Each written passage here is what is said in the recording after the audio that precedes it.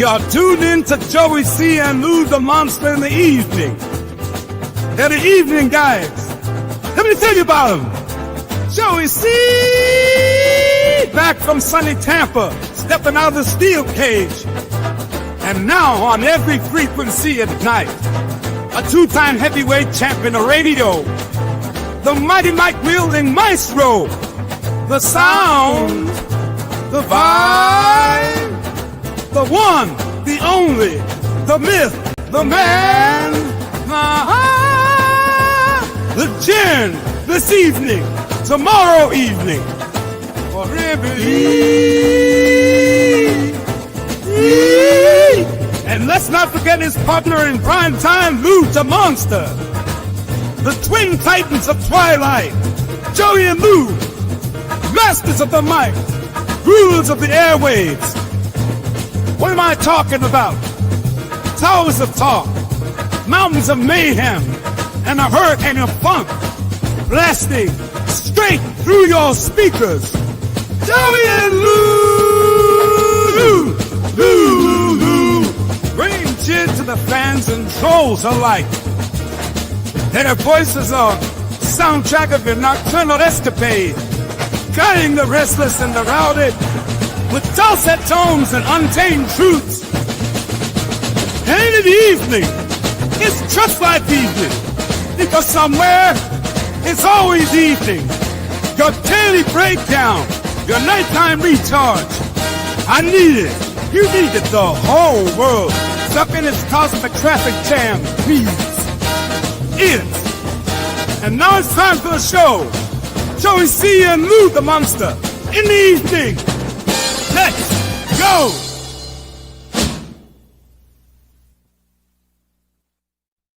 That's a fact, Jack. Good evening, everybody. Welcome to the evening show with Joey C. and Lou the Monster, my partner. Tonight is baseball night. I got a dear friend, a man that I met some 27 years ago when he was a young man. He's a graduate of University of Delaware. He was the NCAA. He knocked 33 home runs and knocked 72 runs when he was in the NCAA. He signed with the Texas Rangers, I believe, in 1999, I believe. Here he is, without further ado, my dear friend, former 8-year Major League with 2 consecutive years in a row of over 20 home runs in the Major Leagues. 8 years. He spent 8 years in the big leagues. My friend and former Major League player, Kevin Mensch. What's up, Menchie? That intro, I swear, I was about to fall asleep. It just kept talking about you two and how great you guys are and everything. I'm like, wow. Was I watching? I feel like I was watching Casino or Mobsters. That Lou was responsible for that one. Our good friend who thought it was a fit me and him. We're both in Tampa here. It's a pretty wild. Menchie, it's been many years. The last time I think I saw you was 2010, 15 years ago. About right when you ended before you went to Japan, wasn't it? No, I was done. After 2010, I retired. Yeah, that's right. So that's the last, because you had a final stint. You came back to the Rangers, didn't you? Yeah. No, Washington. I finished in Washington. That's right. Because I was with the Nationals in 13 and their A ball in Hagerstown. Okay. And I went there with Kelvin. Kelvin brought me over. Yeah. Calvin's the head guy in Atlanta now, right? He sure is. All the Manassian kids. Look at Perry's a general manager. Kelvin's a clubhouse manager in the big leagues, and Zach, isn't he a player development director or something? Yeah, I think so. Not sure where. Unbelievable, man! What he did with his boys. So here we are, Kevin Mensch, a great friend, a great player. Let's just talk baseball, buddy. Yes, sir. Never graduated, by the way. I thought you did graduate because you were drafted. Am I right? 99 was the year you were drafted. Yeah, so I got the information. And you were, I believe, the 4th round. Yes, sir. Okay, that's what I thought. Yeah. Menchie, when I first met you, you were a young guy, strong guy. You have the nickname Shrek. Tell us about how you got that nickname. That's Rusty Greer's fault. Rusty started that whole thing. So, 2002, we were spring training, and Rusty was trying to quit dipping, right? So he would have all these nicotine patches. I mean, he'd have probably 30 of them. I mean, it was, and then he had this bag full of candy that we would take out. We'd put it was a glove bag, but he would have it full of candy. So we're out there at stretch, and I'm just sitting there, I'm eating it as we're stretching and stuff, and he's talking all this noise. And I don't know what brought it about. He said something about, you look like Shrek and this and that. I'm like, what are you talking about? And then he just kept talking about it. He goes, I said, it'll never stick. So he's like, he goes, fuck you. And then after we were done, he went over and told the media. And ever since that point, that's how everybody's known me. That's awesome, man. I mean, I that's how I remember you. I think I remember that spring training.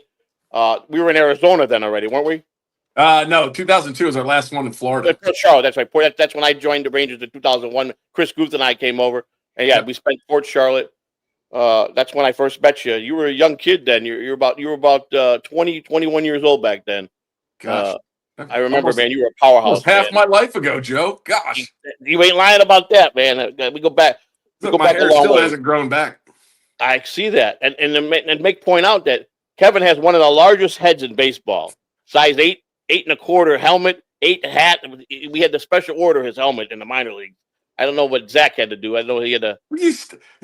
Internet's 100% truth. You're just reading all this stuff off the internet. It's all lies. I was part of that, so I knew that without reading that on the internet. Yeah. You spent 8 years in the big leagues. You were originally drafted by the Rangers. We spent some time before you went to the big leagues, and you played. Like I said, you had 2004, 2005. You hit 26 home runs in 04, 25. Talk a little bit about your early years with the Texas Rangers. Some of your fondest moments, player-wise, with players on the field, off the field, with Buck Showalter. Can you touch on any of that? Good old Buck. Buck was different for sure. I mean, you've been around him. He had a great knowledge of the game as far as the rule book. I mean, he knew that thing front to back. He just knew it. It just, I don't know. It seems like if you look at his track record with the teams that he's always managed, right? They get to a certain point with him, they let him go, then these teams go on to win, right? Started with Arizona. Seems to be. Right. Then he comes to us, right? He was doing some TV, comes to the Rangers, right? They had to go to World Series.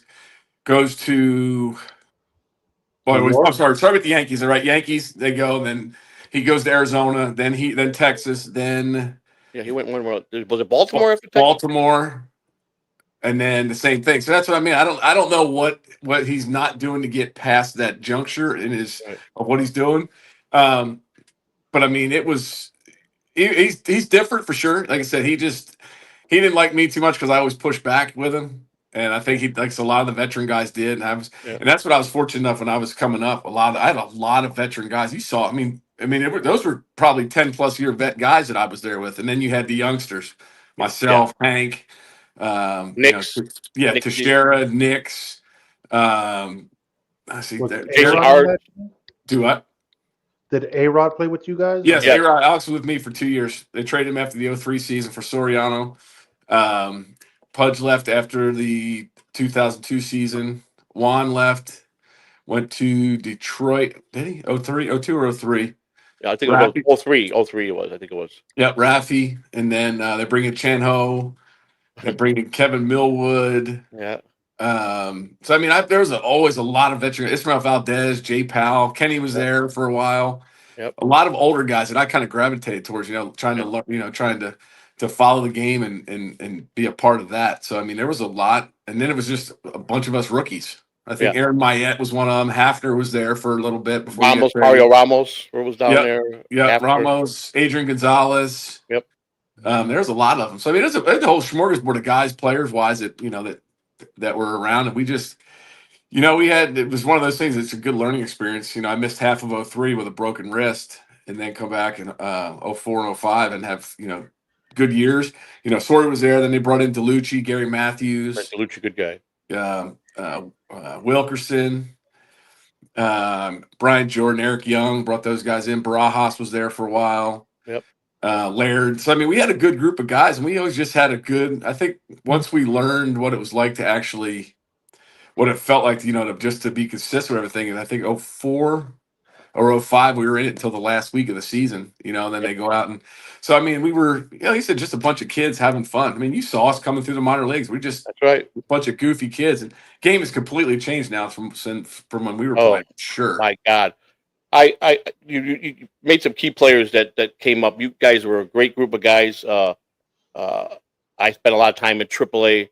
Had a lot of fun up there. We had a great team. We were under one of the greatest, well, to me, out of all the years in the minor leagues I worked. I don't think anybody was better. I think you'll agree. The great Bobby Jones. Oh yes, by far. Bobby Jones. Bobby Jones, motherfucker. Bobby Jones. He could turn a whole sentence into one word. Yeah. The best manager ever, by far. He was just Vietnam vet. He couldn't hear a dump truck driving through a nitroglycerin plant, but he would have some of the funniest stuff you'd ever hit. Him, and remember Mo Hill? Yeah, oh yeah. Good old Elmore Hill. Yeah. Mo's fingers were one finger about that thick. They were like sausages. Yeah. He had the biggest hands in the world. Yeah. He reached out to me the other day, I think on Facebook maybe. I'm like, Elmore Hill? He's still kicking from Gastonia, North Carolina. Wow. So, Now- Joey, how do you want to do the 2 super chats related to baseball? We'll get to him. About let's talk with him a little bit. About 10 minutes. We'll read some super chat. I remember some of the fondest teams at AAA. We were stacked, man. We won a division almost every time we played in AAA. But when it came to September, they would pull all our guys up, and we struggled in the playoffs because we had no team. I remember that one year we had Laird catching. You were there. Jason Hart was there. Ludwig. Ryan Ludwig was there. These were all guys that played. Jason in the big Romano. league. Romano was there. That's right. We had. My memory. I try to remember as much as I can. I'm 60 years old now, and I forget a lot of things. But I had a lot of fun when I traveled with the AAA team.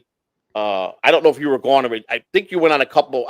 I think you were there when I went on the road that year, because I think you were part of the great debacle at the Dallas airport when Ellis bought me that pimp suit, that white. You remember the suit with the hat? I remember this. I remember the suit vaguely. I can barely remember last week, Joe. I forget. Trying to think about that whole. I got to New Orleans, and we were in New Orleans, and me and Ellis were hanging out. Okay, I'd never been to New Orleans. That's right. You were already gone. I think you were already in the big leagues. Yeah. Okay. It was Laird and Danny Ardois we had. Ardois. He gave up baseball after he played. He became a. Danny, how many kids did he have? 13, 15 kids he had? I don't know. Yeah, he's still selling real estate down in Louisiana or something. Yeah, that's what he's doing. Yeah. Remember we went. Well, you never got to go to. We went down every time we went to New Orleans. That's where he's from. His family would come out and bring out crawfish out to the ballpark, and we'd have this after the games, and it was unbelievable. Oh, really? Yeah, he was something else, Artois, man. I had a lot of good times with him and Laird. I'm trying to think of all the other guys. Remember Rocker was there for a little bit? I talked a little bit about Rocker. That one night, Rocker came up to me, and I had just met him, and he was a pretty intimidating guy. And John Allgood, the assistant general manager, told me Rocker's coming in, So Rocker had Allgood's phone number to call him to get in the gate, the parking lot at AAA. Rocker was circling the ballpark for 30 minutes. No one let him in. Finally, he got a hold of the clubhouse and got to my phone line. And he said, "You the clubhouse manager?" I go, "Yeah." He goes, "I've been circling this ballpark." So I let him in. He goes right up to the 3rd floor and fucking cusses out the fucking general manager. He comes down to me. He goes, "I'm going to tell you something right now. You tell anything I do in this fucking game, I'll kill you." He says, he goes, you don't tell the press anything. And I'm like, "Okay, man. Hey, listen, I'm on your team, buddy. I'm with ask anybody about me. I'm solid as a rock. I've been around a long time." And it was funny because Rocker was a pretty intimidating guy, but he turned out to be a decent guy. He was a fun guy. Talking about John Rocker? John, yes, the great John Rocker, yes. Well, did you see that whole thing at the Super Bowl? Yeah, No, I've seen the clips. Did you see it, Lou? Yeah, I've seen some clips. He got into it with Patrick Mahomes' dad. And supposedly they set up a fight that's going to happen in a couple of months. I saw that on April Twitter. 18th, I think is what I heard. Yeah. And that was all, from what I'm hearing, it was all staged as far as the fight, but I don't know how much is going on with all that. That's wild, man. Rocker, I couldn't believe, because he was pretty quiet for a few years, and all of a sudden he's on Twitter now. He's like a mouthpiece on Twitter every morning. Oh, I talk to him once in a while. He's funny as anything. Oh my God. He just wears his emotion on his sleeve. He's going to tell you how it is. He just doesn't care. That's right. That's right. Do you remember? Were you in the clubhouse when we got Bobby Jones that we made that T-shirt for him? The players. It said "motherfuck, fuck," and it like because he repeated himself saying the F word every time. Like that's all I was on. Bobby Jones was the greatest manager. He knew how to handle his players. Yeah. He wasn't a jerk to them. Everybody wanted to play for Bobby. You know, there's managers I've been on teams that he couldn't jumpstart the team. He had all the talent in the world, but he just was an asshole, and guys wouldn't play for him. Bobby Jones was the opposite. He was just man, oh man. I mean, Lou, when I tell you, we're at a restaurant on the road. It was him, Mrs. Jones, Glenn Abbott and his wife, who were conservative church people. Jonesy and I'm sitting in the booth behind them because we just got into town and we were late, so we had to hurry up and eat to get to the ballpark. And Bobby Jones turns around after eats. He goes to Mrs. Jones, "You ready to go? We gotta get back to the room and go fuck." Just like that. That's what he said. And Glenn Abbott turned the fucking shade of red. And Glenn's wife, a conservative church person, they just looked at each other, and that's how Bobby was. I mean, that's hands down how he was. You can't explain it no better. He grew up the town next to me in Elkton, Maryland. That's right, he did. Yeah, right across basically right across the highway from Newark. So, Bobby Jones, he's still living in Tulsa. I mean, that's where he met Debbie. Debbie's from Tulsa, I believe, and you know, that's the love of his life. You know, Bobby was a crazy Vietnam vet who was Nolan Ryan's roommate in the minor leagues. Him and Nolan were like this. I mean, that was his boy. But Bobby, they sent him off good when he retired. They bought him his favorite car, the '65 Mustang. The Rangers did when he retired. They presented it to him, so that was good to see that. I've lost touch with him. I think he stayed retired, but he came back as a consultant for the Rangers. He was with the Rangers his whole career, like 20. I don't know. I got his number if you want. I'll text it to you. Yeah, it said I lost an old phone. I used to call him all the time. Yeah, give me that. Let's talk a little bit about some of your accomplishments in baseball. I mean, you were just a powerhouse guy, man. I mean, you could tear a ball up. I'm going to show a highlight of you. You could also do some defense. I'm going to key this up. I don't know if you remember this night. You found defensive footage of me? Yes. Wow. And I think it's something to be proud of, but I want you to watch this. Absolutely throws. You're going to have to rewind it. Oh, yeah. Look at this toss. Here we go. Like that. It'll be tough to put it in play. Pedro Estacio. Puts it in play hard. You just nailed this guy, man. Minch gets to it in a hurry and gets it back in. A strong throw from Minch. Right on the money. Nailing Juan Uribe. Sit down, Juan. Juan Uribe. A good throw. Taking hard all the way, but Kevin Minch. You got to send that clip to me, too. I will. No problem. Let me see this. Let's see. Yeah, look at this. I mean, you were on the point. Oh, look at it. Right from the... A bullet. I know Juan Uribe had to say to himself, what See ya. is going on here? Look at this. Love it. Sometimes, you know, a guy has a pretty good arm, but you still want to try and get. That was amazing. That's a hell of a throw. Wow. I can't find it. Where'd you dig that up? On YouTube. I put in Kevin Minch highlights and it came up. Really? Jeez, I had to find some other ones because there were some other ones.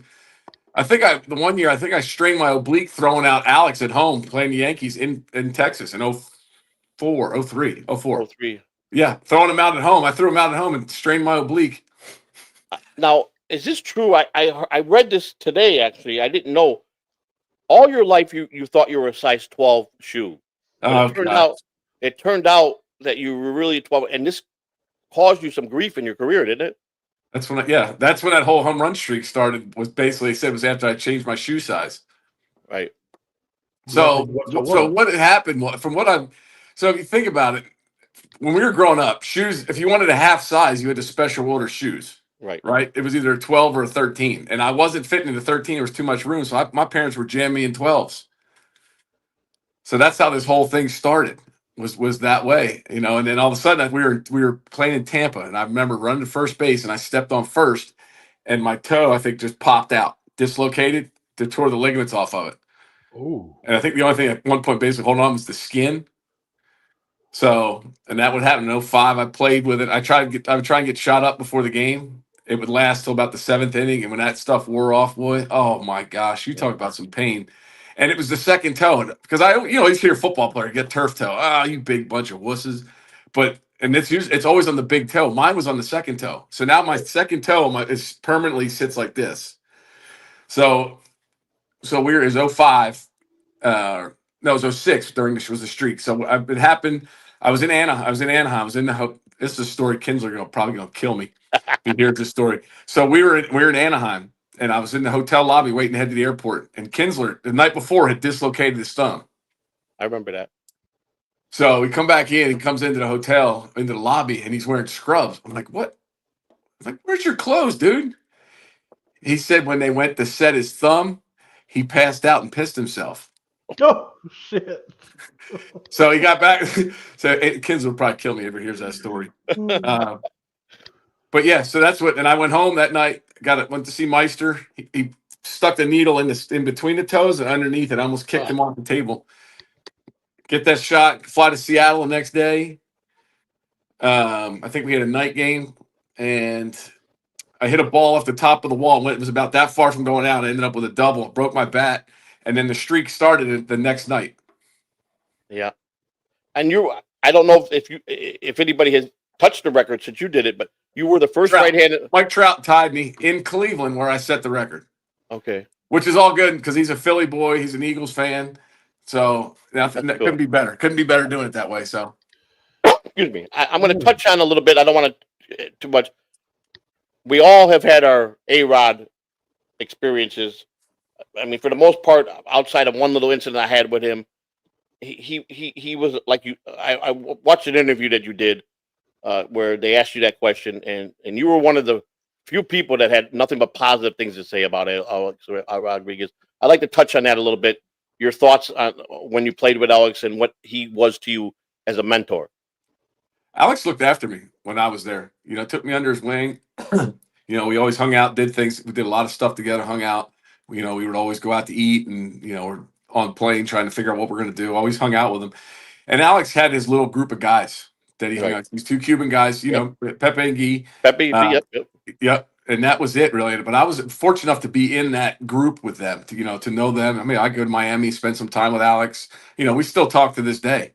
I know he's busy with, they just purchased the Timberwolves and the Lynx. So him and his group. So, I mean, very, proud of him for what he's done with, after baseball. Think about it. He never went to college. I mean, he drafted out of high school, but, goes back and gets a degree. I think he ended up getting a degree in business.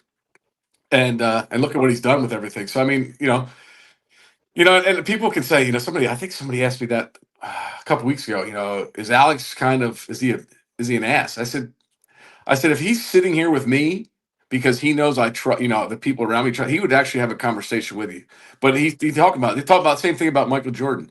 If they let them into their little world, right now you've let everybody in, and you can't do that. You just can't, because it's just the mentality that they have, and it's tough. It's for athletes. I remember going places and people just, I'm walking with them and I'm just getting pushed out of the way because they're trying to get to Alex. Right. So, but he's just making a beeline to wherever it is, because if not, right, it just continues just to multiply the amount of people that are there. And I can see why people would say that. He's bad. You just you don't get it. You have to just put yourself in his shoes for a minute, right, and understand. And I think that's why he needed to be in New York. The biggest stage in the world. He needed to be there. I agree. Alex he treated everybody. He always, like you said, he always smiled. He was always on point to his workouts. When he came to the Rangers and Buck was there, Buck didn't like veteran guys. People don't understand Buck's way. Buck did not care for veteran guys. He believed in the minor league system and developing guys. I know he was head over heels over Lance Nix. He raved about Nixie. I remember I was in a conversation with Buck where it was all of us it was after spring training, and we were all sitting there drinking because Buck liked to drink vodka. What was it? Grey Goose. He had to have that was his drink. And we were sitting there. It was Guth and I and the coaches and Oral Hirschheiger and Buck. And I don't know if he had one or two too many. He goes, he was visualizing Nixie naked at the plate because Nixie was so built. And he's like, I could watch him naked hit the home run. He just liked the way Nixie was built. And I'm like, wow. I mean, we're all tipsy then, but I mean, that's the kind. But one day he called me because Guth would always leave, and I had to be there because Buck stayed late. He'd get there at 5 a.m. He'd leave midnight. Yeah. You know, so someone had to stay at the ballpark with him. And he called me in the office. He goes, "You got anything to eat?" And I go, "I don't think I'll run out." "No, I don't make it." And he'd bring me over and we sit there and he goes, "You want a drink?" And he walked me to the locker room and he told me, "Look at that locker." And he had me staring in lockers and he's just analyzing. He goes, what do you gather from that player there?" I go, "I don't know. He's a slob." I mean, the guy does. He goes, "That's my point." He says, "If the guy could imagine what his house and his car looks like." He goes, this is his mentality. If a guy wasn't neat or on point with his locker, how he put his clothes hung up, or how the clubhouse, because certain guys were meticulous about how they, even after we hung up stuff, it'd be, everything would be the way they wanted it. But guys that were slapped, but he started talking about, I'll never forget the night he told me, he goes, "I'm getting rid of A-Rod, I'm getting rid of guns." He goes, I want to use all the younger guys. And that's how he did it. And I think when you said earlier, what was his missing formula? Because he shredded a lot of teams, but he built championship teams, but he always failed that 1 or 2 years short to get fired, is because they just didn't believe in him enough to go that hump, But there's nobody. I never met any. I've been around baseball. I spent 33 years between the major leagues. Ever met a guy more thorough? And this is a guy he'll read every stat on a player and will never forget that player's stat. And never met the player and go up to he'd know the player by name. This guy was so detail orientated about stats and what players did and how they were signed, what their mother and father, about their whole family. This guy just knew. And a lot of people didn't like Buck. And Buck was a no-nonsense guy. If you it didn't matter what job you did in the clubhouse or as a player, as a coach, if you didn't put 110% in, he didn't want you around. That's the type of guy he was. And Bobby Jones, was such as just. I love Bobby to death. I mean, that man was just God. When John Lombardo fired me in 2005, because Grady Fuson left, and I came over with Grady and Trey Hillman, and Guth came over with Trey Hillman. 5 years later, John Daniels called me when Nolan Ryan fired. I don't know if you've heard about. Lombardo got fired during the 7th inning at a home game. Ryan went in there and told him to clean his office out. He was fired. This was during the game. I got called from because in 2005, I don't know. Did you get along with Lombardo? I mean, you were. He was our minor league director. Correct, and he was my boss. Guth was my boss, but he was Guth's boss, and which made him my boss. He dogged anybody that was below him. He treated us like garbage. Really? Yeah, he was just. And I would go to Guth and complain. He said, "Boombots." Of course, you remember my great name, Boombots. Boombots, fight the battles you could fight. I'll fight the battles I could fight. And I got fired, and I bitched for 5 years to everybody. And John Daniels go, "I owe you an apology. We should have never let you go. We want to offer you to come back in 2010 with the Rangers, AAA." And I went back. I left the Detroit Tigers, getting ready to be the full-time minor league guy after spring training. I gave that up to go back with the greatest year I could ever spend with Bobby Jones that year. And the team got sold. The AAA team got sold, and a new franchise came with Houston. I had a bad rapport with Houston. As soon as they found out I was a clubhouse guy, they said I was the first one to be fired. So I gave up. I made a bad choice and left the Tigers to go back to the Rangers. Because the Rangers, out of all my years I worked, was my favorite time working with you guys, man. I was around you. I was around so many great guys. Daryl Kennedy, you remember him? He was the manager. DK last year up here in Frisco.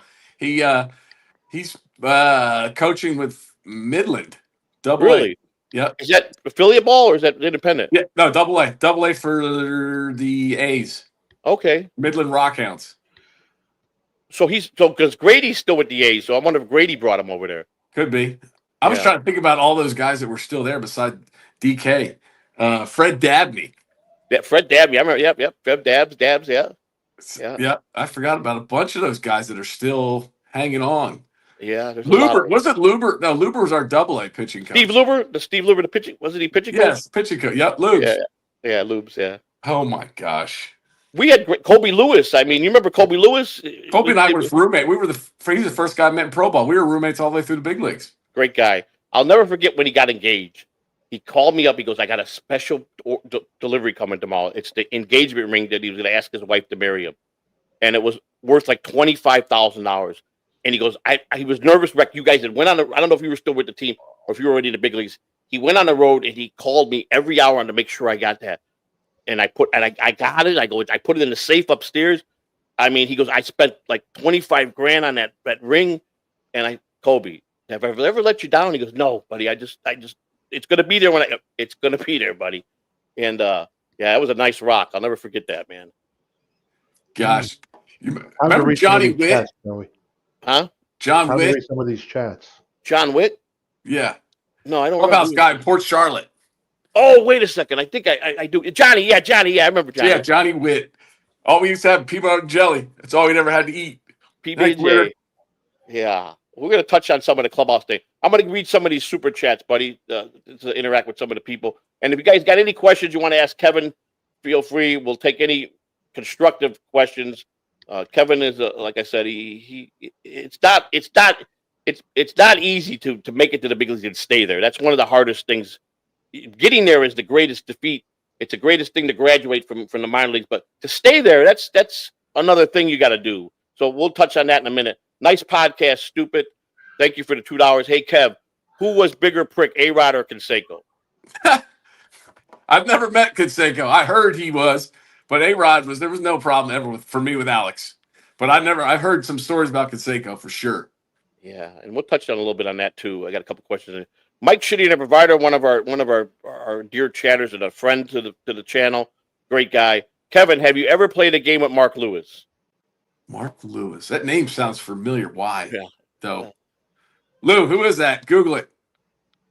Lou, we want you to. Mark Lewis is part of the Dabbleverse, which is what we call our community, which is, like I told you, all the ex-Howard Stern employees and a bunch of comedians like Bob Levy, Chad Zumock, Anthony Cumio. I don't know if you remember Anthony Cumio and Opie, Anthony and Opie show back in the day in the 90s. I don't know if you ever watched it. They were like Howard Stern's competition.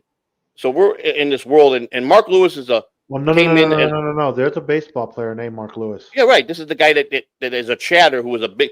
He would come into these chat rooms and he was like donating big money to some of the big podcasts, and really? With Kevin Brennan. And I looked his stats up. He sat on the bench most of his career. He had some moments in the big leagues, but he would come after me and he called me out and said, I lied. I never worked in baseball. He don't know nobody that knows. I go, buddy, I got 33 years in the body. I can bring you 12 players tomorrow to back me up. He would just dog me because this Dabbleverse is a little different than. Who is he? Who did he play for? What years? Okay, so according here, he was drafted in '88 for the Cleveland Indians. Right. Round 1, overall pick number 2. Right. Oh, wow. He debuted in April of '91, and he's a career home run hitter of 48, had 306 RBIs, 29 stolen bases, a career average of 263, 2,795 at-bats. Sounds like a second baseman. He was. Okay. Second baseman. Called it. Sorry. I mean, that was the second baseman that I played with. That's why I'm like, that name sounds. Did he play for the Giants? Yes, I believe he did. That's why I think I remember the name. Yes, he played for the Giants. Yes, he did. Okay. No, I did not play against Mark Lewis. Yeah, but he makes himself up like he's this. I think he's still a coach in baseball or a manager in the minor leagues, possibly. But he was dogging a lot of people. He would always. I understand it. Everybody's a comedian, and it's all about joking around in this place. But when I look at his stats, I go, buddy, I looked your stats up for as far as a clubhouse guy and in player development and working in player development. You tanked as a first rounder, as far as I can see. I mean, you didn't start every day, and you didn't bring out no big numbers, And he would go round and round. But I heard he just vanished. I don't know. I haven't seen him in the Dabbleverse. Let's get on to the next one here. We got nice podcast, stupid. Hey, Kev, how prevalent were roids in Texas clubhouse? I never saw any of that stuff. Exactly. I don't think that when you played it was big yet. No. Yeah. So Mike Shitty Internet Provider wants to know, did you have any pregame rituals?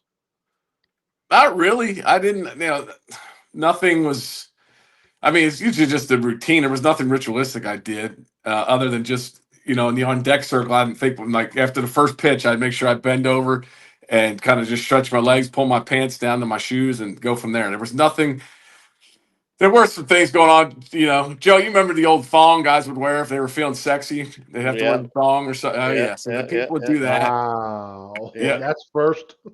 Yeah, that. But no, I never Okay. wore the thong. I never felt sexy enough to wear it. But yes, it did get washed. But no, guys wouldn't wash their socks or There's something. one here. Where is it? Oh, here we go. It's from Mr. Nice Podcast, Stupid. Hey, Kev, how good was Joey at washing chalk straps? I never wore one, so I didn't bother me, so I couldn't tell how he was doing it back there. He must have done a pretty good job for 30 some odd years. Yeah. Zach taught you well, didn't he? I got a lot of Zach taught me a lot of great things, but I tell you, who polished me, like I started in the big leagues as a bat boy, which was great fun. I was around some of the greatest players in the game. I mean, in the end of the 70s and 80s, there was by far a lot of Hall of Famers and I worked in the visiting clubhouse, so I was around a lot of Hall. But who polished me? Chris Guth. Chris was top notch. Yeah, Guthy. Good old Guth. He came over from Arizona, right?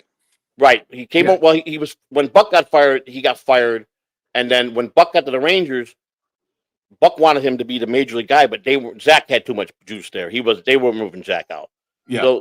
So then there was talk about Goofy going to the visiting clubhouse, but they weren't moving out. I forgot what was his name. Kelly. They were moving out Kelly, and Dave Bales has been there for 40 years. You ain't moving Dave Bales out. Dave Bales is still there. He's still there. Yeah. He's still there. And I asked Dave a long time ago, and Dave and I, we had a lot of great moments. He just said, I'm an assistant. I don't want to be the head guy. He's one of the best assistants in the game. There's nobody could top Dave Bales. Yeah. The guy was phenomenal. Bales just didn't have the personality for it, then because Hoggy took over after Zach. You got to have a personality. Yeah. Bales just doesn't have that personality for it. Correct. Well, Hoggy was with the Rangers for years, and he was in the PR umpire room, and then they brought him in. But now Brandon Boyd is the head guy. And Hoggy's back over with the umpires, and then Mason is the head guy on the visiting side now. Mason, okay. So they got rid of Kelly. They fired Kelly up 2 years ago, 3 years ago. Wow, he got a lot of years in too. And we got one more here. This is my dear friend from New York, Rick from New York. Good evening, boys. Thank you guys so far. Let me check the super. We have trying to get to all the ones related to baseball. Did we get them all? I think there's a bunch more. Somebody asked me about aerodynamics for my head. He's asking if he shaves his head for aerodynamics. It makes it easier just to get. I don't have to worry about combing it. I can look. It's clean. I have to worry about it. We got Nice Podcast, Stupid. Hey, Kev, any good road beef slump buster stories?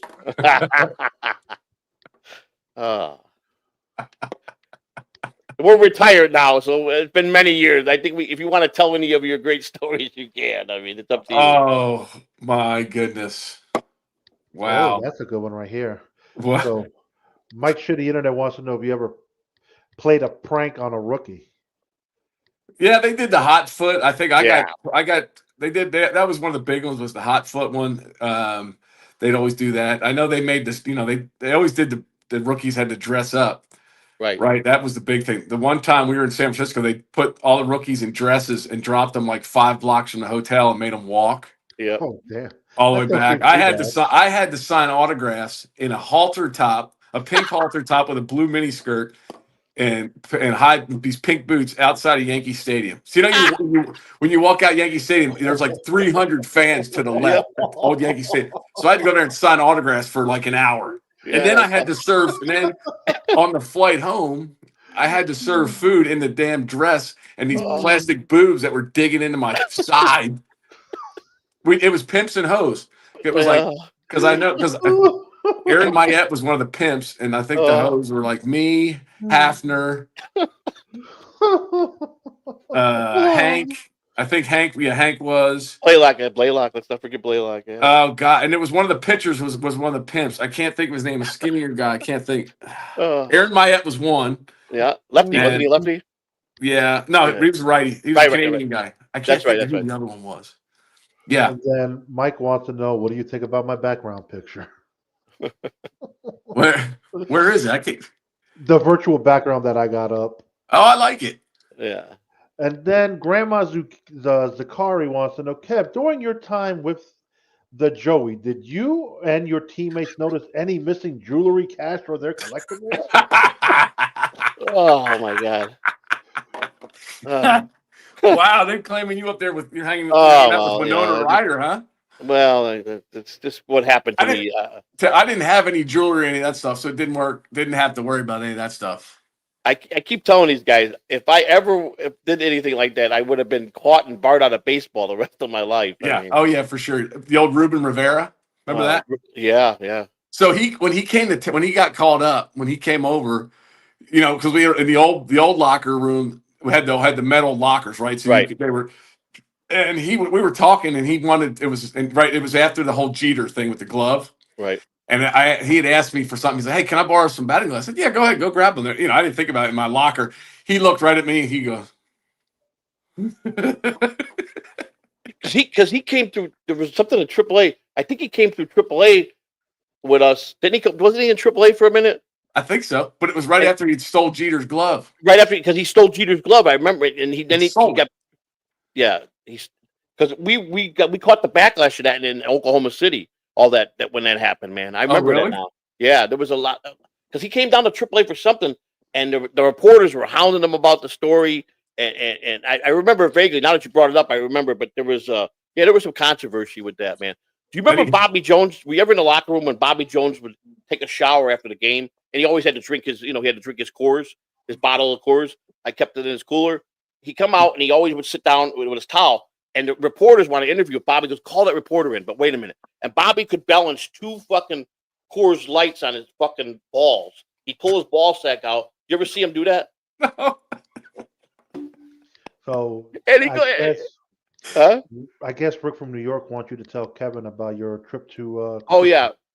So recently I went to DabbleCon 2, which is a big show, a live performance about our community, where all the comedians were there. Like I said, it was in New York. What town was it in again, Lou? We were in Rochester, New York. Yeah, and Rochester. Rick from New York, who was a fan and became a good friend, I had never. He couldn't believe all my years working baseball. I'd never been to Hall of Fame, and being that I was so close to Cooperstown, Rick bought the tickets for me, my wife, one of our other podcasters, one of my ex-clubhouse assistants, and one of our stars on our channel, Little Wani. And he brought us down to Cooperstown, and we got to go to Cooperstown. Then we drove a little bit more and met Rick at his hometown, and he took us out for pizza that night. It was my first time, and I tell you what, I'd go back. I need to go back 2 or 3 more times to cover everything. It was what an experience. Have you ever been to Cooperstown? Yeah, I played in the Hall of Fame game 3 years ago, maybe 4 years ago. We went up. My son and I went up. And it was, I think it was 3 or 4 years ago. They had just opened the baseball card exhibit. We were the first ones to see it. So we were out there and wanted that Honus Wagner card that's this big. Right. Got a chance to go up there and see that, and then just got a chance to wander around and see all that stuff. Like you said, there's so much that's there. The town is but getting there, there's nothing there. No, there's nothing around Cooperstown, right? They had those fields because they always had that giant baseball tournament where they'd come in forever, and they'll play till like 2, 3 in the morning. They said at that tournament, but there's just nothing else really around Cooperstown. Right. It was. I mean, the town was pretty small.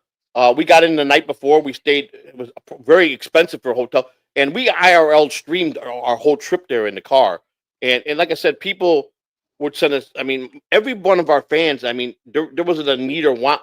We pull in to eat breakfast or dinner or lunch. Our fans would say, "Dinner's on us." Breakfast. They would send us PayPal and buy lunch on us and paid for our hotel. One guy that's in the Devers, he donates a lot of memberships and a lot of money to different podcasts.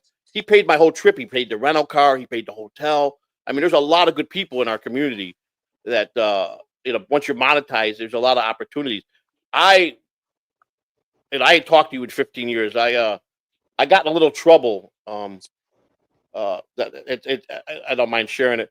My wife, who I've been with for 10 years, got in trouble with the government, and we got indicted, and my wife and I had to plead guilty, and I went to federal prison for 9 months, and my wife went down for 22 months or 30 months, and she did 18 months.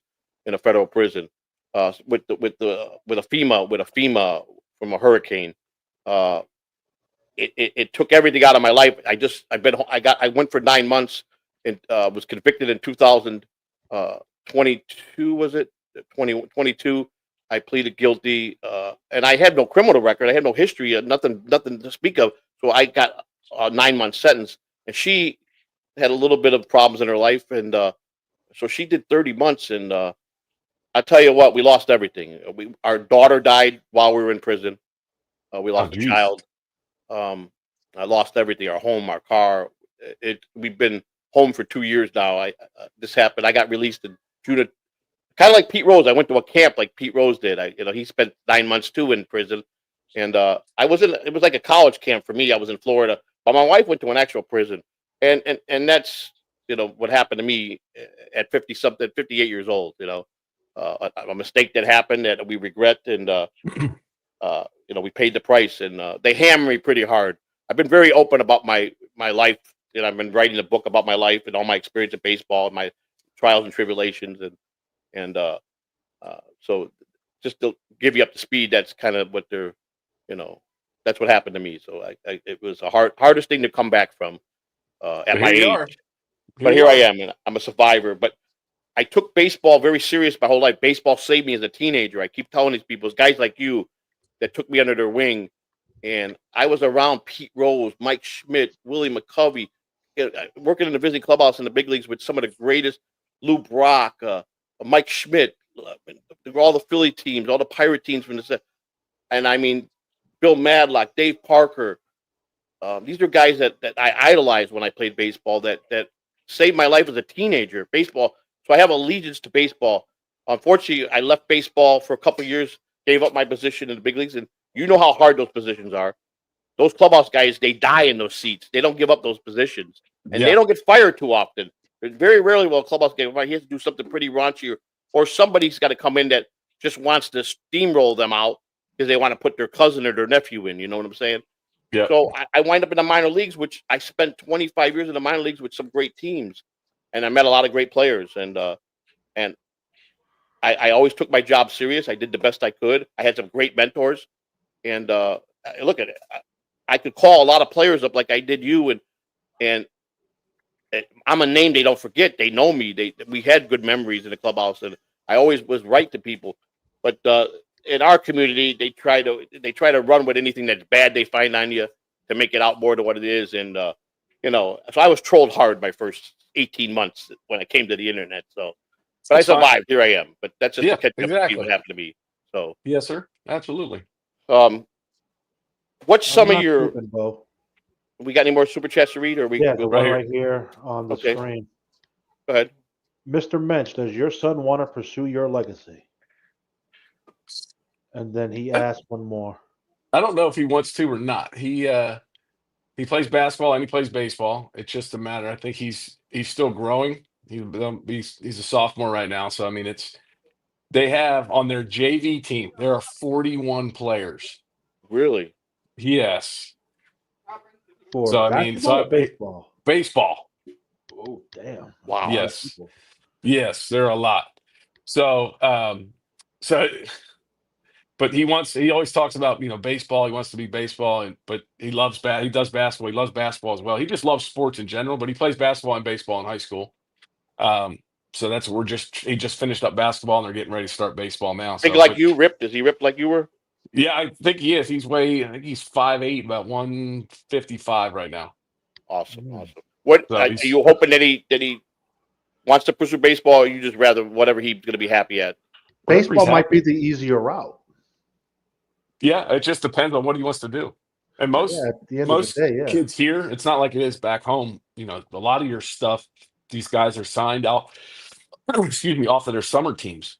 Yeah. Because they play so much. So he'll go. So once baseball play here for, I don't know, 8 weeks, and then for the high school season, and then they go right into their their AAU basketball, and then their summer baseball, and they do all that through till August, and then school starts. I mean, we go nonstop with it. But yeah, I just don't know if he wants to. I think he's been around it for so long. There's down here in Dallas, there's so many celebrities. Dallas Fort Worth there's so many celebrities that he's around. Just being around that culture and Sure. seeing those guys. I mean, we used to do a big baseball game, a baseball game for Dirk here. Now we do a big charity event with, it's draw 300 celebrities that come out and play in this just to be around people and everything else. But there are people just everywhere here. You can't throw a rock without hitting somebody here. Yeah. In your 8 years in the big leagues, what would you say your greatest moments were as far as who you played with as a favorite team?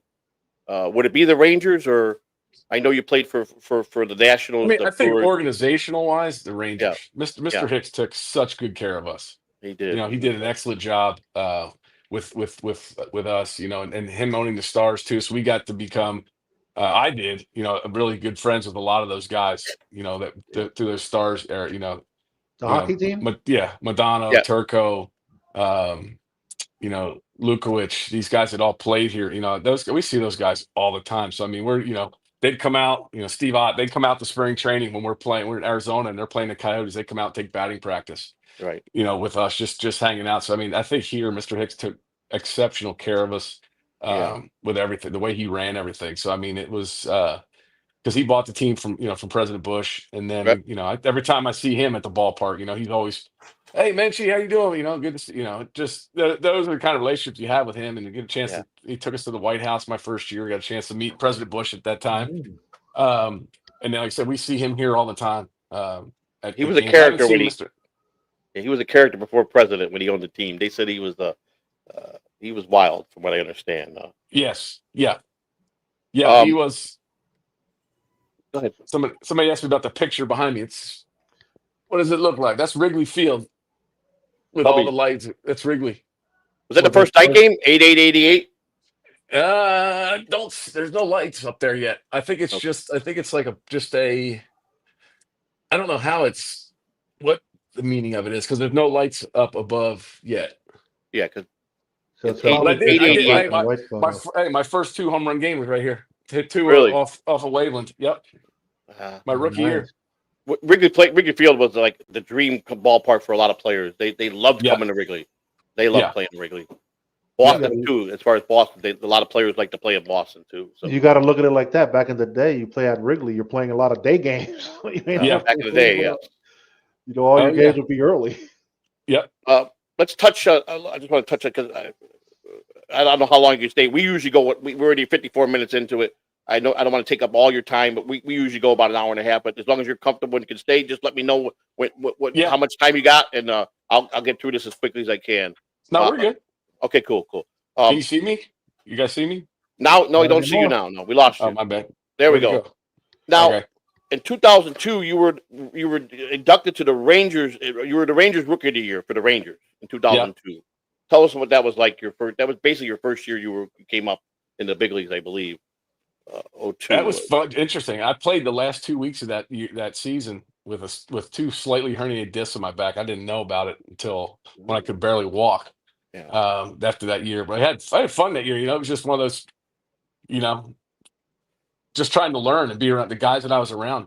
Following them around, trying to be, and just having fun, understanding baseball in Texas, what it was like, being hot, and just having fun with it. You're kind of settling in, and everybody was talking about, everybody's the first time through the league, it's great, but it's the second time through, and everybody's seen you. Can you make the adjustments, and can you go from there? Right. I want you to touch a little bit out. Over the years working, you get guys that go up. Because the Rangers always stacked themselves in AAA with a lot of veteran guys that had 10 plus years in the big league that were sitting in AAA. So you had a lot of guys that when they get that big league atmosphere and they spend a lot of years in the big leagues, even if you spend a full year in the big league and they come down to minor leagues, I try to explain this.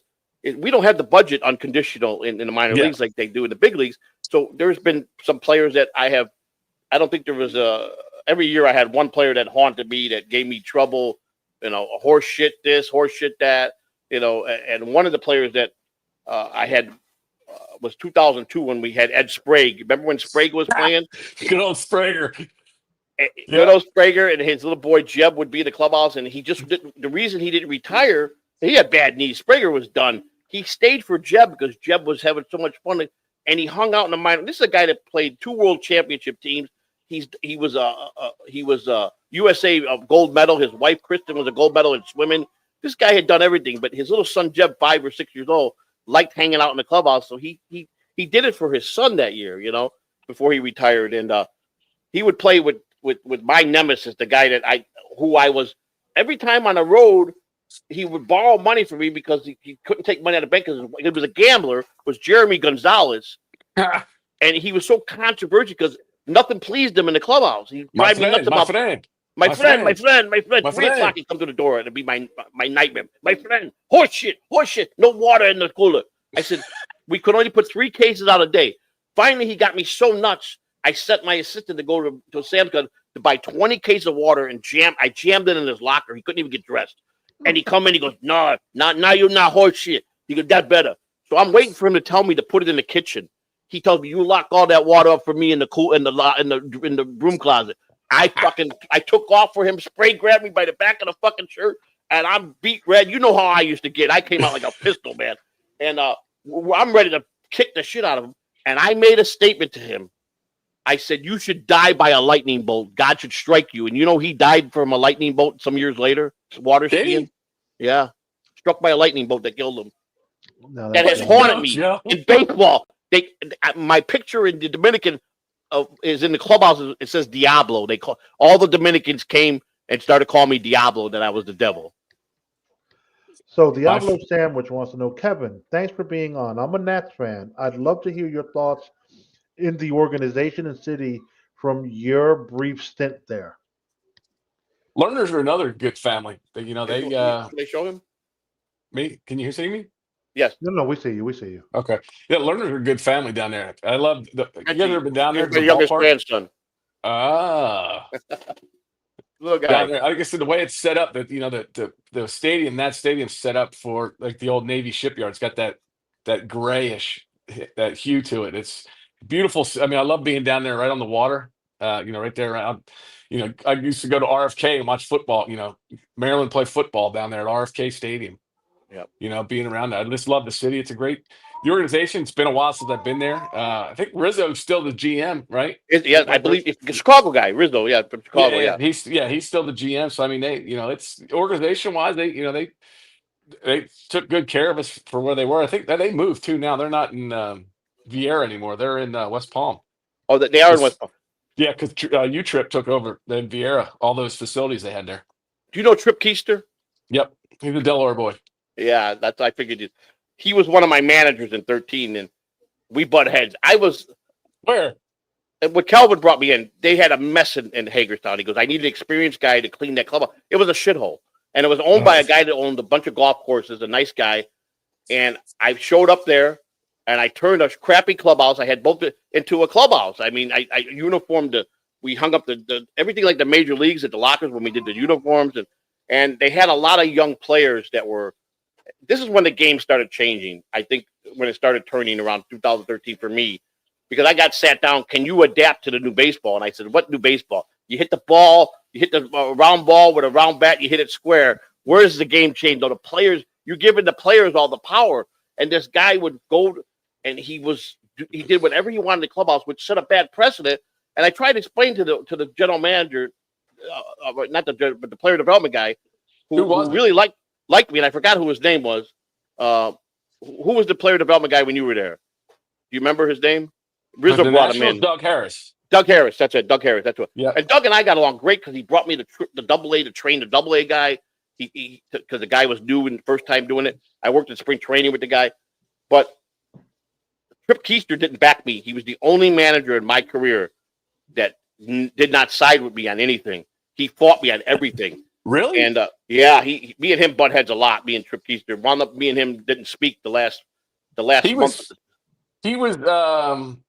where was he? He was here in Frisco, man. Right. He was because now minor leagues used to have three coaches, right? You had a pitching coach, a manager, and a hitting coach, infield guy. Now they've got like 5. Right, like the big leagues. They got a bullpen guy. They got all this stuff, man. It's all changed. So I sat him down. I go, what do you mean change? I go, if you guys are going to relinquish power to the clubhouse, to the players, I'm retiring. I'm out. Because I always felt that I took it so serious. You graduate from A-ball to Double-A, you go to Triple-A, and you go to the big leagues, and you can't give them too much because you want them to enjoy the big league. I mean, for you, what was it like when you got called up? It was probably the greatest thing that ever happened to you. Explain it how you felt that they're day. letting them be a part of the union. What incentive do they have to get to the big leagues? That was my incentive. Wait, I want to be part of this union. I want to get out of here. Right. Now they're unionizing the minor leagues. Really? Exactly. And didn't you appreciate it that you got treated well in AA and AAA if you had experienced guys, but they didn't give you everything that you get because when you graduate, you want to see the difference from I tell people the difference from AAA to the big leagues just on the spread alone and what's in the clubhouse. I mean, come on. It's like 7-Eleven in the clubhouse. Yeah. Okay, but you just posed a question. That was your goal to become unionized. When do you become a union member? Become part of the 40-man roster. Okay. Right. Yeah, when you have a say with all that. That was the thing. Once you get put on there, and then once you get put on, then your service time starts. Right. Your service time starts once you hit the 40-man, because then as far as the big league stuff, I don't know if it's still the same now or what. You know who's in charge of the minor league? Dick Beveridge did it for years. Dick Beveridge. It's Cameron Lowe. Cameron Lowe is the man now, man. Yeah. Good old Cameron. Great pitcher. Oh, yep. I forgot about Dick Beveridge. Yeah, Dick was a good guy, man. Always see him dressed nice in his suit and stuff. Always coming out and making sure every minor league player was signed up for their card. And I spent a lot of years working with Dick. He was good to me, treated me well. I'm a life member in the minor leagues. I got my gold plated thing, which gets you at any minor league ballpark. I mean, I don't know if that's anything today, but I lost a lot for the game, Menchie. I can't lie. When I left in 2015, my last year, my health has been deteriorating. I got a heart condition really bad now. Things have just really been on the down. But my wife and I, we try to be positive. We got our grandkids. We love our grandkids. I got 13 grandkids. I got my wife I've been with 10 years. I love her to death. She's basically everything for me. And but it's a struggle. It's like everybody else. We go through the trial and tribulation. But baseball, the game is like you said. It's so different today. I didn't even watch the World Series the last 5 years anymore. I just totally. It's hard to watch. It is. Hey, it's Valentine's Day. Why aren't you out with your wife, Joe? Well, we are. We got the grandkids. We're going as soon as I finish it in 20 minutes.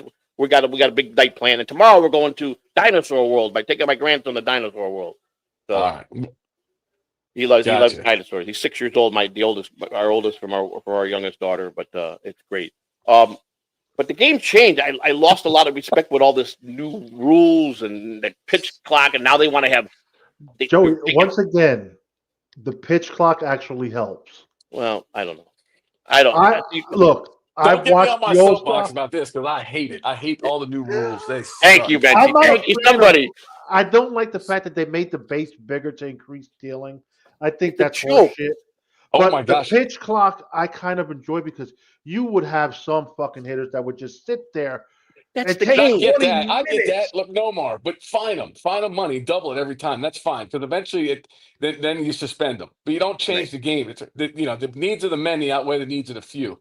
Exactly. Right, just like breaking up double plays and run the catcher. I had Lonnie on my podcast one day, and we were talking about that. He said, Menchie, if that had been me behind the plate and not Buster Posey, they'd still be doing it these days. Exactly. It's called an occupational hazard for a reason. Hey, you're gonna it's stupid. These some rules. Can take the hit, some can't. I mean, double plays. That was the thing. Guys knew to get out of the way. You knew they looked over there and knew who was at first base. Yeah. Did that rule change after the Chase Utley slide in the playoffs? Yep. With the Mets? Yep. Yeah, so I knew Chase really well. I had him in the Philly organ, but before I went to the Rangers, I had Chase all his minor league career in the Phillies. And, Chase was a first rounder. He had a great career.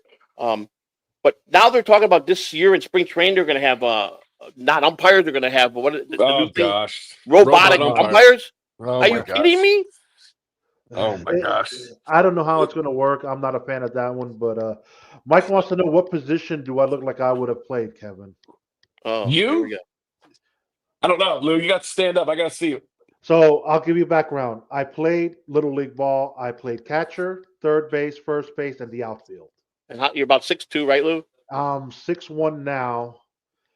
If I was to stay playing, it probably would have been. Well, I was athletic. It probably was to stay third base because I was I a know, hell but of a I third got to see baseman. your body type. I got to look at your Well, body I'm type. big and fat He's now. big as fat now. He's an old man. Well, are they asking if you can play right now? I'm like, you could Hell probably no. be. I couldn't play right now for shit. I'll admit That's that. like I can just see it. If you stand up, I go, okay, I can. Right now, you could probably be an offensive lineman. Yeah, he's a big guy. He's a big boy. I'm a big boy. Yeah. Menchie, if I stand up, Menchie, I'm 250 pounds. I'm 80 pounds overweight. I became a big boy. You know, I'm a grandpa now, man. That's my life. It's just tending to kids. That's it, man. So I don't know. And, So maybe if you're a third base, that means you weren't very fleet of foot. You just have to have quick hands. I was quick all around Okay. back then. Now I'm as slow as a turtle. I'll admit it that much. But I think my favorite position, and I dabbled in pitching one season. Yeah. It was okay, but that was not my thing. Mench, And let's then talk. you got Trip Go ahead, Keister Lil. was a very wise man. He knew his baseball. I'll give him that. Trip Keister was a baseball guy. He's a Delaware guy too. He is a Delaware guy. And, you know, and I don't want to hold it against you because you're from Delaware. We won't hold Biden against you. He's from Pennsylvania. Let's get this straight. I thought he was from Delaware. He's from Scranton, Pennsylvania. It's a coal mining town. All right. I'll give you that one. He huffed too much of that soot from the coal mines up there. You ain't lying about that, man. He lived there. My brother used to hang out with Bo and Hunter. Really? They lived down the street from my brother. Yeah. No kidding. I didn't know that. So grandma's. But no, my family voted the other way. Yeah, I know. Here's another grandma's a car for you. Go ahead, Lou. You want to read it for? Back then, did Joey still walk on all fours like that monkey, or had he started walking upright? He had a slight hunch. I thought we would play with the hunchback in Notre Dame sometimes. I see him walking around the clubhouse. I was they see me get fired up. I've done over 1,200 live podcasts, and I get pretty fired up with people. And I've fought with every troll. I've done it all since I've been on the internet, and I enjoy this. I enjoy when it's a big deal for me to bring a former major league player or someone that I had the pleasure of working with. So these are big deals. There's not a lot of baseball fans in the Dabbleverse, but they're being very. I asked them to please be respectful tonight, and they honored that night. To you or to me? I don't care. You're not gonna hurt my feelings. Well, I know that, but I'm just saying. To me, this is a big deal having you on, and like I told Laird when Laird used to come on, Laird and I. Laird was like a greatest guy for me. Him and Danny Ardois, when I was on the road, we hung out together on the road at night, did a lot of crazy things. And you remember Ray Beasley? Yep. Yeah, Beasley was another crazy guy. Robert Ellis by far was the craziest guy in the clubhouse. Ellis. Oh my gosh. He was something else, man. Me and him, we were in New Orleans. He bought me that crazy suit I had on, and Doug Glanville was down rehabbing. Yeah, and he went on a road trip with us, and Glanville was like, I never met a club he dressed as classy as this guy. He liked all my zoot suits I had, and of course R.A. Dickey, great guy, and R.A. came out with his story of his life, and that kind of touched me. Raw man, yeah, good guy, and I'm glad he finally got to put some years in the big leagues. You know what happened to him. He played with you in the minor leagues, didn't he? When they signed him, he was going to be a #1 draft pick to get like $1 million sign-on bonus, and then what's his name? That pitching coach, I forgot who it was, noticed the bow in his elbow in the picture he took when they brought him up to Arlington to showcase him. And no, he was born without a UCL. Right, but they never noticed that when they signed him. Until they did the MRI. They did the MRI to show he didn't have a UCL. They lost millions because of that. But the reason they did MRI because that one guy, the pitching coach, Bob, what was his name? Bob something, saw when he was taking a picture at Arlington, his arm was bowed in a way that it was odd. So he told him to have an MRI, and that's when they discovered that. And RA got shafted for $1 million sign-on bonus. But he spent a lot of years in the big leagues, RA, and he became a knuckleballer, which I believe he won a Cy Young. He did. He did. He had a pretty good career. I liked him when he was with the Mets. Yeah, R.A. Dickey was one of my favorite. He's a very religious guy, very Christian man. We had a few of those guys like that. One big question that guys ask me, Benchy, and I don't really recall any ever. A lot of people ask me on a regular basis, were there any gay people in the clubhouse? And were there any players? And I never noticed any player in my whole career that ever I could say that was in that capacity. If they No. were, they were pretty sheltered about They keeping probably it sheltered personal. themselves. They were. I mean, there's always guys jokes and stuff. You would like, Right. that guy's got to be. But no, I don't like. You never heard or anybody say yes, I am, or you Right. could even tell. Right. Right. You could tell exactly. I mean, guys, how was it when the players were walking around naked? You liked all that stuff. Are you crazy? I mean, that was just part of the job. But my neighbor's like, I can't believe I had one neighbor so crazy about the Detroit Tigers. I can't believe you go in the locker room. I'm like, it's just a job, dude. I mean, they put their pants leg on like you and I, you know. First fight I ever saw, we were in rookie ball. 2 Dominican dudes in the shower naked, like Oh, Lord. throwing shampoo bottles at each other in Pulaski, Virginia. Oh, You know my what God. Wow. Cool. I, You know what Pulaski, Virginia is? It's a small little hick town in the mountains, I believe. I believe it's Off 81. It's 20 miles south of Blacksburg. Yep. That was what was that? The so Selly 2 League? Dominican. Yeah, Appy. Okay, the Appalachian League, Appalachian League. I was doing the Tigers still have the dorms. They have where the minor league guys stay in the dorms. They don't put them in a hotel. So I had to go on 2 days a week in spring training. I had to go make rounds to make sure all the guys were in their rooms at a certain time. And I walk in and I go past the room and 4 Dominican guys were spooning naked watching TV. And it wasn't that they weren't gay. This is how people didn't understand when they came to us. They didn't speak no English. I remember in the minor league clubhouse, Chris Cruz calls me in. He goes, "Go look in the bathroom." The Dominicans didn't even know how to use the toilet. They were shitting on the floor. It was horrendous. And that's when the Rangers implemented to teach them English and teach them all I that remember stuff. that. The computers were in the clubhouse. Yeah, that's right. The first thing I learned, tiene mi cheque de sueldo. Yeah, it my was paycheck. That's what it was. I remember going to eat with them, and they're like, you can talk to them, and they're broke and whatever. They're right in the Spanglish and tell them and everything else. But yeah, it was, and they'd always told us too. By the time they got to AA, they had to learn to speak English. Correct. They weren't doing interpreters anymore. Now you got guys in the big leagues who can't speak a lick of English. Exactly. And remember the controversy with all the birth certificates when they're coming over, they were changed. If they thought they were 21, 22, they wouldn't sign them. So they would come back in with saying they were 17, 18 years old with a birth certificate. Big controversy in the MLB.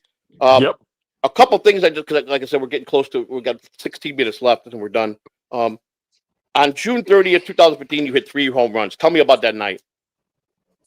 The funny thing about all that, I never even thought about the 3 home run night. It wasn't until, years later after I was done playing, a guy came up to me. I think he was one of the Spanish announcers. He said, "Did you know you had hit your 3 home run game was in 3 consecutive innings?" I said, "What?" He goes, "Yeah, it was like the 5th, 6th, and 7th innings." They think it's only been the second time in Major League history that anybody's ever done that. Wow. Yeah, I was reading that, and it was amazing. Not a lot of guys could say they hit 3 home runs in one game. I can tell you that. And like I said, I didn't know I even did it in 3 straight innings. And I hit 2 of them off of the same pitcher. Yeah, it's funny because you went over to Milwaukee. Obviously, Britt Reed took you over. I'm assuming when he was what's his name? Reed Nichols. Doug Melvin. You would because that's who originally guys that when you signed with the Rangers, they were the general managers and the player development guy. So I'm assuming you went over to Milwaukee for that 1 year because of them, because they knew who you were and they wanted you over there. But Darnell Coles, did you know who Darnell Cole was? I think I played against Darnell. Yeah. He had a night where he had 3 home runs in a game, and he had the same memory like you. He said, "I didn't even realize I did it." He said, "The game, he same way like you. You play the game hard. You try not to, you try to be as humble as you can." But he had the same. He goes, "I did it the wrong." I gave him a flashback, and then he went into that night. So it's a big accomplishment to hit 3 home runs. You hit 7 consecutive days of home runs as a righty. You were the first major league player to do that. You've got a lot of great moments in your career. Real quickly, greatest player you ever played with? Greatest player by Alex Rodriguez. 5 tools. Shortstop body. He was a big guy. He could run. He could do everything. He'd do it all well. You know what Alex's kryptonite was? Pop-ups. Man did not want to catch a pop-up to save his life. It would go out, in spring training, they'd pull out the pitch machine, they'd pop him up, and he'd run, especially if I'm in left, he'd run over there. He wants no part of it. He wanted no part of those pop-ups. And that was the only thing he did not like. But talent-wise, by far, he was. I played against guys, Albert Pujols is a good friend of mine, but Alex played a premium position, right? Stealing bases. He could do it all. And you see that now. I mean, Trout. I know Mike Trout did it for a while, but he's falling apart. And Alex had longevity too, right? And that's the thing. I mean, he played for a long time doing it. That's the thing. I got to see. I got to play against Junior Griffey. Not in his Seattle years, but when he was in Cincinnati. Right. Gosh, I'm trying to think who else that really stood out. A kid that they did a story on that never made the big leagues, was killed in a car wreck. Brian Cole. I remember Brian Cole. Yeah, was killed in a car wreck on his way to Double-A after, I think it was 2001 season. Because somebody has a pair of my shoes, and I had written his initials on my shoes. Yeah. That year, Brian was a good dude. I met him in the fall league the year before. No, we played against him. Also, we played against him a couple years. So he and I were good buddies. Killed in a car wreck. Headed out to Double-A, wherever they were. But yeah, he's the great. I think the story was the greatest talent you never heard of. Yeah, I remember him. Alex, like I said, I for the most part, I got along with Alex. He treated the clubhouse guys well. I told a story one day. People don't realize how personal your job is with the players, and how you have to have a certain trust with players.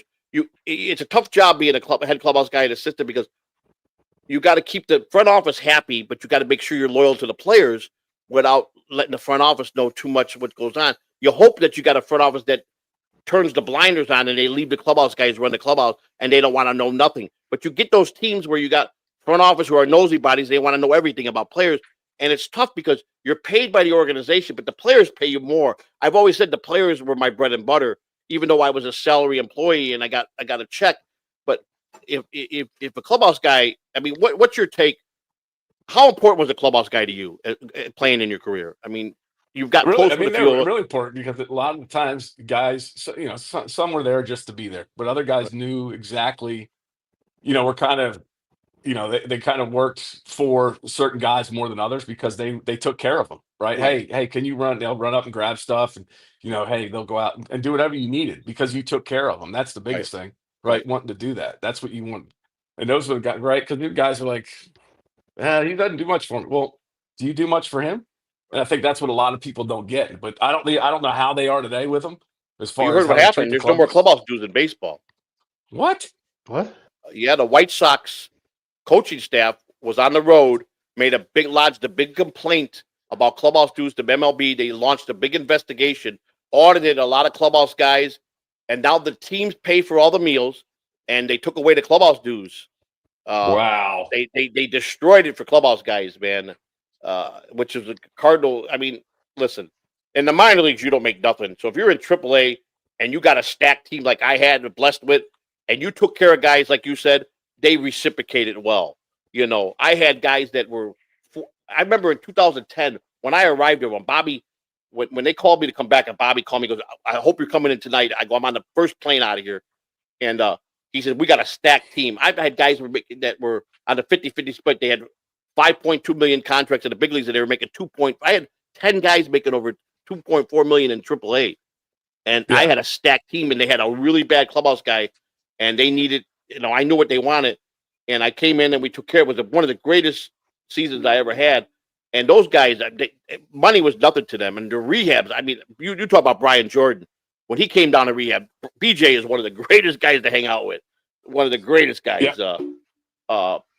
And of course, you had a lot of Chan Ho. We had a lot of fun with Chan Ho because when they signed him to probably the biggest joke contract I've ever seen in history.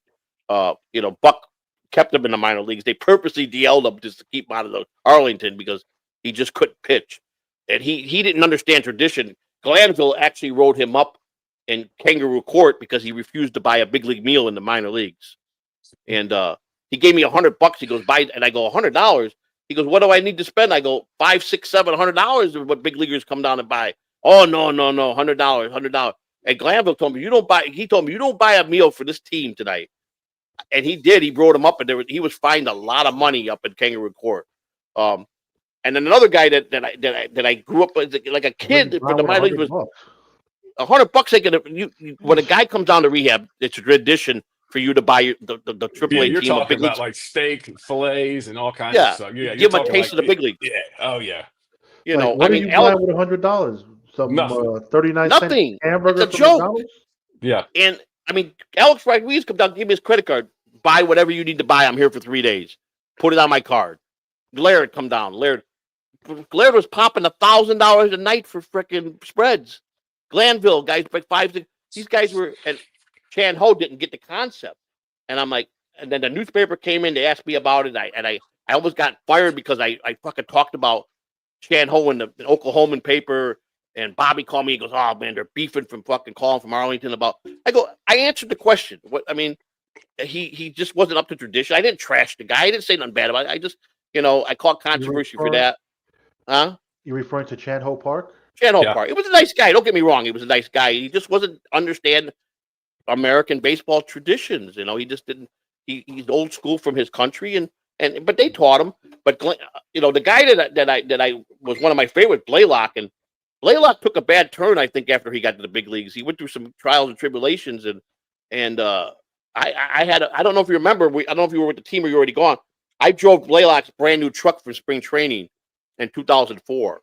He had just bought a truck in spring training, and I went out the night before with everybody to say goodbye. I was driving to Oklahoma City, and I came out, and I had a couple drinks, and I crossed over the line, and I got Blaylock's new truck impounded. Oh, he had just bought it. So I had to wake him up at 3 a.m. to get the bill of sale, so I can I paid to get it all out, and he had his stuff packed there, and I was a day and a half behind. Bobby was calling me, "Where you at?" They were already there. My assistants were there, and I had to take the truck to Arlington and I made the mistake. I'm not gonna lie. I went to a fast food place and I grabbed some McDonald's and he found a French fry in his new car underneath his seat.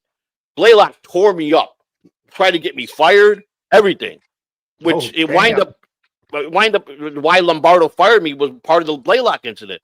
And Gary Matthews Jr. went up there and said, "I'm not voting for this. Joe's treated me like gold down in AAA. You guys are crazy here." And he tried to make a big mockery in kangaroo court with me. He went to the organization, tried to get me fired. And then I'm Blaylock going to explain this kangaroo court thing. Well, he could explain it better. It's basically for all the dumb stuff guys do throughout the year, anything and everything. They bring it to the court and they have judges, and then you have to pay a fine. And they'll have video evidence. I mean, they'll do it during like before the game. They'll have it before stretch. All right, kangaroo court tomorrow is in session, so they'll have judges, and then you got to pay fines and everything. And then they use the money for the end of the year. They have a party at the end of the year or whatnot. Oh, okay.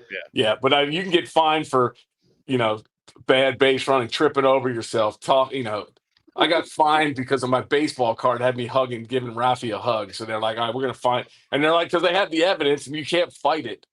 Sometimes guys will start getting pissed off too. They'll start fighting each other over it. Yeah, it's funny though. Yeah, you get in there and you got some, especially when they start bringing up the videos and they're like, "All right, here's video evidence of him, tripping over the base or something." Yeah, right. They deny it, then your fine goes up. Right. So yeah. It's all players. The coaches are not part of it. It's just the players. They'll get the coaches involved too. Yeah. Oh, we did it in AAA. Bobby Jones. It was funny because they I think I got rolled up in AAA for something. It was funny, but it was a great time. I enjoyed it. Real quick. Up. Yeah, it was pretty hilarious, man. But you played with Ralphie Palmero. Go ahead, Luke. These are the things that us regular people don't know about. That's exciting to hear. Yeah. So hearing about this, like you mentioned this kangaroo court now like 3 different times. Like, what the fuck is kangaroo court? Yeah. And now hearing about it is like, it sounds stupid, but it's hilarious. It is. It's funny. Like I said, it can get, and sometimes they usually do it before the game, or they'll do it if it's an off day, or so they usually won't do it an off day. It's usually before the game, because I can't imagine if we were out there, if they're actually drinking doing it, because then dudes will get violent. I mean, they'll start. It's funny because it's just, so you'll hear some of the stuff out of nowhere. They'll accuse anybody of something, and they're like, wait, what's going on? That's it. And then you've got no chance to defend yourself. But yeah, they dress up in robes, they got gavels, they got everything. Real quickly, I got to show this little thing about a home run contest you did. I don't know if you got this. Center field and deep, but gonna fall short. 2 out of 8. Here we go. 1 out of 6 now for Kevin Mitch. Yeah, but like the sides over here, the sides over here. Cooperstown.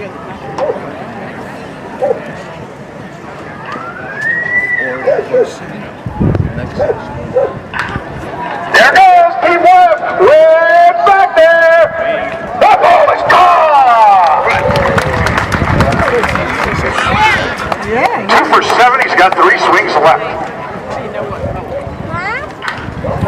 a chance. Center field and deep, but gonna fall short. 2 out of 8. 2 more. Out to the left. 20. That was what happened here. It's- That was it. So yeah, tell us about a little bit about that. That was at Cooperstown, you said? That was the Hall of Fame game. They did the home run derby up there. Like, What you're do you in the home run derby. I said, what? What? You want me to do what? So we That get was out the one you there. talked about 4 years ago that you did when you took your son Yeah. down there? Gee, Yep. you still can swing the ball pretty good, pal. It's different though, being in the box. I think we had, God, I'm trying to think who pitched that day. We had 2 sinker ball guys throwing. That's the last thing I want throwing. If I had seen a baseball, it was Jason Marquis was pitching for us. And, Okay. gosh, I can't think of his name. I'm drawing a blank. He pitched with the Padres sinker ball. I can't think of his name right now, but I'm like, this is great. Found something off my foot. So you just go up there and just start hacking. It's one of those things. Guys are throwing hard, but they're just like they're not trying to strike you out. They're just throwing it over plate here. It's just a fun game to have and be up there. It was beautiful though. I mean, it's like 40 degrees in the morning, and then by game time it was like 75. Oh, that's Yeah. beautiful. I got It was a beautiful. couple more questions for you. You Well, can touch brief at it. Before you continue, let me get this out of the way. Yeah, let's get the super chats out of the way because I got to wrap it up. Bo Beerington, been a Texas Rangers fan my whole life. Thanks for the memories, Mensch, aka Shrek. Right. Thank you. Is that we hit them all, Lou? No super chats. There's a few that we haven't hit, but they Let's weren't. get them out of the way baseball. real quick so we can. All right, so I don't know. You've been doing it, so I lost track. So you hit Mike's shitty, not Mike. You hit Rick from New York Evening Boys. that one, yeah. This one here is Joey C more than is real. Is Joey C more real than Patrick? Woo! Not surprised. This is for Lou though. Can't give money to a Shuli D rider. All right, that's good. Let me see. I think there's one more. We did that. We did that. We did that. Yep, that's all of them. Okay. And then here's Diablo, member for 1 month. Thank you Kevin for being asked a member. Joey about his thumbs for Valentine's Day. Joey has magical thumbs. Oh my God, here we go. Well, I got a heart condition, so personally, I told the story. I went to my heart doctor and I live streamed, and my biggest problem is with my heart medicine, certain parts of my body stop working. I got a wife 17 years younger than me, so I had a lot of concerns about that. Me being 60 here, so I had to get Viagra, and so I made a joke about my thumbs work really good. They're like powerhouses since my rod has broken, and so that's what that question's about. So I don't I have no holds bar. I talk about my life. I talk about all my mishaps. I was a big Howard Stern fan, and Howard taught me if you're gonna make it or you're gonna really try to be interesting, you got to tell it all. You got to be able to tell your whole life, and I don't hold nothing back. Favorite place to play spring training, is Arizona better than Florida? Travel wise, it is. Travel wise, it is now, for sure. I mean, Arizona used to go to Tucson to have to play the White Sox, Diamondbacks, and somebody else. But now I think the farthest trip is Mesa to Surprise. Right. That's 40 minutes. So I mean, it's not that bad. Florida. When we were in Florida, you know how it was. You had to go to Sarasota, Fort Myers. You had to go to Fort Lauderdale. Right. For the Orioles. Now everything's kind of a little bit, easier and more compact. I know, Dodgers used to be over in Vero Beach.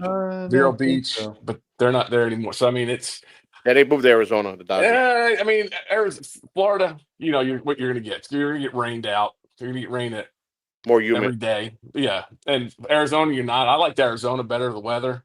I didn't play as much golf when I was in Florida as I did in Arizona.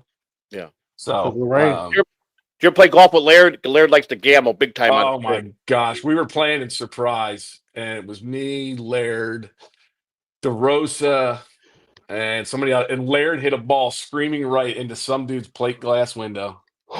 And he's over there. He went in there and asked if he could play it out of his living room. Laird was. That's funny. They used to call him Corky because that was his nickname, Corky. You understand where I'm going with that? He wore a Kobe jersey one day, and they cut the number 8 out of it.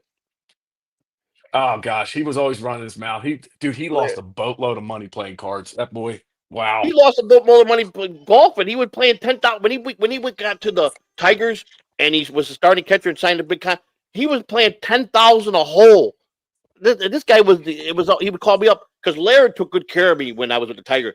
Every time he came into town to play the big league team, he made sure I had a suite at Vinoy. He put me up at the Vinoy. I worked in the minor leagues. Laird and I kept probably closest to. He just got remarried. You know, he runs 7 baseball camps. In Arizona, Scottsdale. In Arizona, yeah. That's what he's doing. He tried coaching. He did it for a couple of years, but he likes what he's doing. He got remarried. He's got a new wife. I want to touch on. You played with Ralphie Alpavero, one of my dear friends, one of my favorite players. But Ralphie had a way of doing things that was different from most players. I've shared some stories with Ralphie, but Ralphie was a great player, but Ralphie was a guy you had to really. He was the Viagra guy. You remember when were you in spring training when he got all the cases of Viagra sent to him? Yeah, they told him he was here because they had it set up out here, and they had Rafi's Viagra crew, and they told him they couldn't do that. Yeah, right. He lives right down the street from me. I talk to him all the time. Yeah, I hung out with him quite a bit. Me and him, because I had him with the Cubs, and when he got taken out of the Cubs because of personal things that happened with him and Sandberg, and but he was one of my favorite guys to hang out with. This guy was a star. He had a great family. Could have any girl he wanted in the world. They loved him, you know. And he was just an all-around good guy. But a lot of players had controversy with him. I don't know. All I can say is, Bench, coming on tonight, you did me a solid.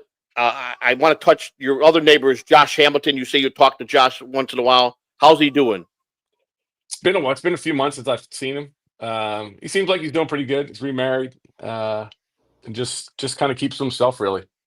I try and stop over there when I drive past. I just pull in the driveway behind him, and he kind of gives me a look for a second. Then he realizes who it is, and so I mean, but he's doing good. You know, just trying to hide from everybody, really. Just kind of staying away from everything.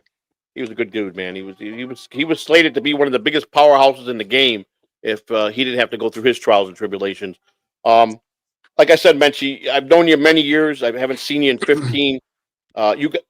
Look quickly. You have a podcast. You work for a network, don't you? That you do the baseball end. Yeah, we're trying to get it back going again. It's called the Big Head Pod. Just trying to get things set back up now. So that's good. You were handling the baseball end. No, Joe, it's been a good week for me. Yeah. Well, I tell you, I know that. I know you love it. I know you love. You still look like you're in your 25, 26. But I feel 86, Joe. That's the problem. I know. My body hurts. I can't thank you enough for coming on and staying with us an hour and a half. You did me a solid. If there's anything I ever could do for you, you got my number. If you could send me Bobby Jones's number, I'll send you those videos I got. I'll do that tomorrow when I go out with the family tonight. If you could just send me Bobby Jones. Text me and remind me when we're done as soon as we hang up. Okay, buddy. I want to thank anybody got any last minute questions for Menchie here. We thank you for coming on, man. You spent an hour and a half, and I'm grateful. Like I said, you're one of my guys. I'll be there till the day I die if you ever need anything, buddy. You know that. Yes, sir. Give my all. I love you to death as a friend, and you're one of my favorite players. And I thank you, Lou. Any final thoughts for Kevin? No, thank you for coming on. This was. I appreciate it, Lou. No problem, man. Anytime you guys want to talk some smack, I'm good at it. You are the best, Menchie. You are the best. We love you, and that's a great Kevin Mench. You guys can watch him. He does have a podcast. They're trying to bring it back up, and we thank you very much for coming on, Menchie. Thank you. Thanks, have a great and lots enjoy your Valentine's Day, everybody. I will, buddy. I will try my best. Thank you, everybody. Thank you. Bye, Kevin. Thank you. See ya. All right, people. We're gonna wrap it up. The great Kevin Mench. We love you, Lou. Take us out. We thank you for all tonight, and we'll see you guys. When do we stream again, Lou? Our show is Sunday with the members only, and then Monday I'll be streaming tomorrow night doing something. I came on a little bit late. I woke up. My grandson woke me up for his feeding at 3:30, and I did an hour podcast in the middle of the night last night. So we love you guys. We'll see you. Thank you for everything. Take us.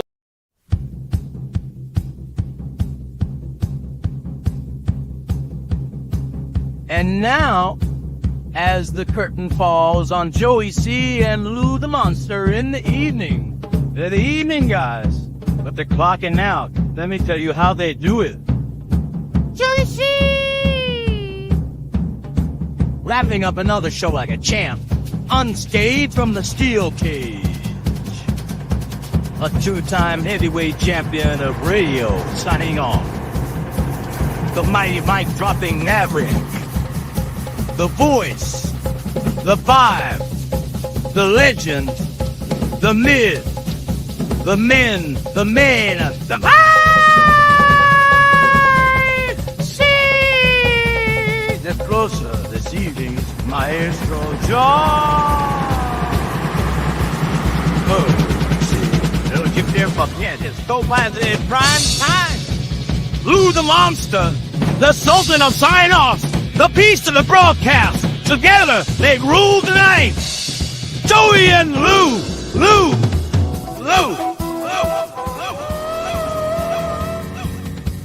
They brought you the laughs, the talk, the truth. Their words dancing like shadows in the twilight.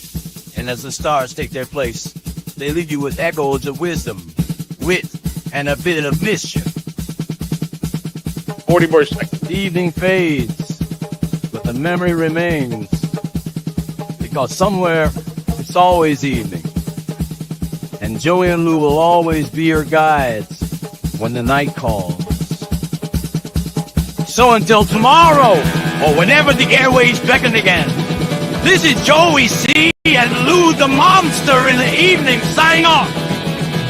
See you next time!